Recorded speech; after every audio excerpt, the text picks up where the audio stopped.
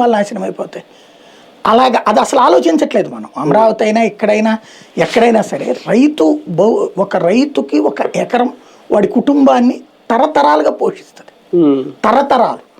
అలాంటిది అతన్ని రోడ్డు మీద పడేసేసి ఎకరమే ఉందబ్బా తీసుకుంటే ఏమైంది పరిహారం పడేస్తాను కదా అంటే ఎట్లాగా అయిపోయింది.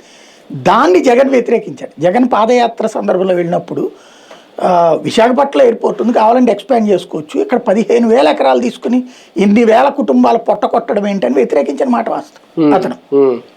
తర్వాత జగన్ అధికారంలోకి వచ్చాడు. వాళ్ళు ఇక అక్కడ ఏం చేయలే, భూసేకరణ చేశారు, పెద్ద గొడవలైన రచ్చ. ఓడిపోవడంలో వన్ ఆఫ్ ద రీజన్ అది తెలుగుదేశం కూటమి ఆ రోజున ఓడిపోవడంలో. వీళ్ళు ఘన విజయం సాధించిన ఉత్తరాంధ్రలో వన్ ఆఫ్ ద రీజన్ అది భోగాపురం ఎయిర్పోర్ట్. శ్రీకాకుళం విజయనగరంలో ఫుల్గా కొట్టారు కదా వీళ్ళు. ఒక అచ్చెన్నాయుడు తప్ప ఎవరు తెలుగుదేశం రాష్ట్ర అధ్యక్షుడు కూడా ఓడిపోయాడు కదా అప్పుడు, కళా వెంకటరావు కూడా. అట్లాంటి స్టేజ్ వచ్చింది. అది అయిపోయిన తర్వాత ఏం జరిగింది, వైసీపీ అధికారంలోకి వచ్చింది. వచ్చాక క్రాస్ చెక్ చేసినప్పుడు గాజువాక ఎయిర్పోర్ట్ ఎక్స్పాన్షన్ సాధ్యం కాదు, బికాజ్ అదంతా ఇండస్ట్రియల్ జోన్ ప్లస్ వాటర్, అది డౌన్ ఏరియా. మేము ఇదివరకు నేను వైజాగ్లో పనిచేసినప్పుడు వర్షం కొండవరోపోతగా కురిసిందంటే ఫస్ట్ పరిగెత్తుకెళ్ళేది ఎయిర్పోర్ట్కి లైవ్ ఇవ్వడానికి ఓబీ వ్యాన్ తీసుకుని, ఎందుకంటే చక్కగా విజువల్ కనబడుతుంది.